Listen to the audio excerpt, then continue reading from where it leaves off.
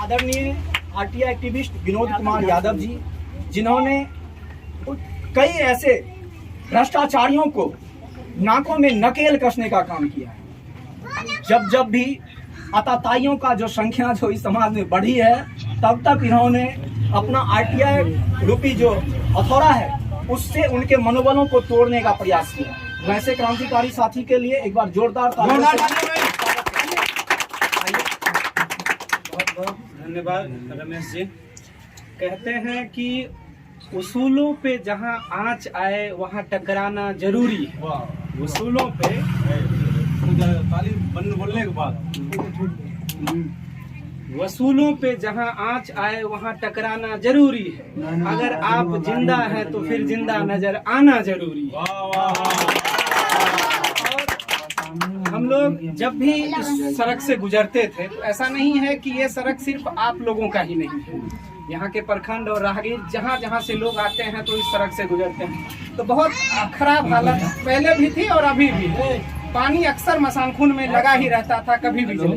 तो मुझे लगता था कि केवल यह समस्या इस सड़क का है, लेकिन अंसार भाई के माध्यम से हम जाने कि ये मसानखून का सिर्फ ये मेन रोड का ही समस्या नहीं है कि कैसे दलित टोले भी हैं। वार्ड नंबर 10 की हम बात कर रहे हैं, जहाँ का वीडियो आया। यहाँ के स्थानीय मुरारी पासवान जी है, सब आदमी आकर उस बात को जब दिखाए तब मुझे पता चला तो यहाँ तो भारी समस्या है और भी समस्या है जिनको लेकर मतलब आवाज उठनी चाहिए और उसका समस्या का समाधान होनी चाहिए, लेकिन वो नहीं उठ रहा है।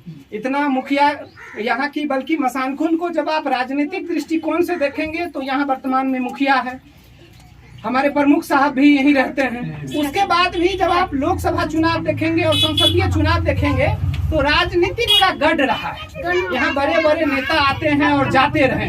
हमारे तरफ जैसे सती घाट से उधर का जो शायद पंचायत है वहाँ तो देखने के लिए भी कोई नहीं जाते हैं। कम से कम यहाँ आते हैं मीटिंग स्वरूप ही, अपनी का व्यक्तिगत स्वार्थ के ही लिए, लेकिन आते हैं। और उनके आने के बावजूद भी, इतनी जनप्रतिनिधियों के बावजूद भी, अगर ये मूलभूत सुविधाएं भी अगर लोगों को नहीं मिल पा रही है तो उसका आवाज उठना चाहिए और उठना चाहिए।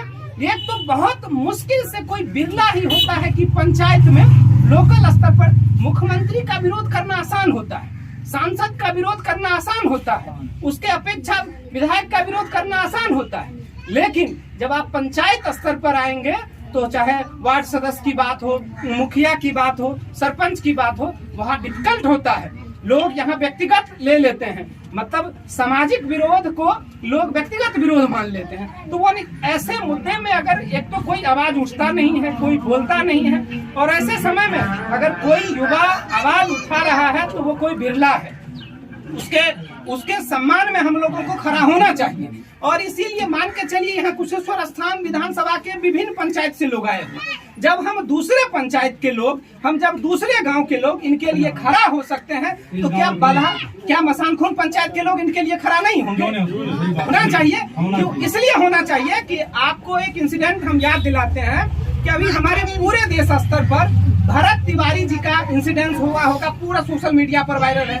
पुलिस द्वारा उनका इनकाउंटर कर गया, लेकिन उसमें एक दुर्भाग्य सी बात ये हुई कि जिस समय वो मुद्दा उठा रहे थे, जिस समय लोगों के लिए वो आवाज उठा रहे थे, कोई उनके सपोर्ट में नहीं जाता था। तो हम नहीं चाहते हैं कि भरत तिवारी जैसे कांड या उस जैसे विचारधारा कोई नई पन पे अगर कोई साथी आवाज उठाता है, कोई साथी अगर आगे एक कदम बढ़ाता है तो हम उनके पीछे 10 कदम साथ रहेंगे और उसके लिए हम खड़ा होंगे। तो जब हम विभिन्न पंचायत के लोग, विभिन्न गांव के लोग इनके लिए खड़ा हो सकते हैं तो आप लोगों को भी लिए खड़ा होना पड़ेगा, तभी आपका समस्या का समाधान होगा।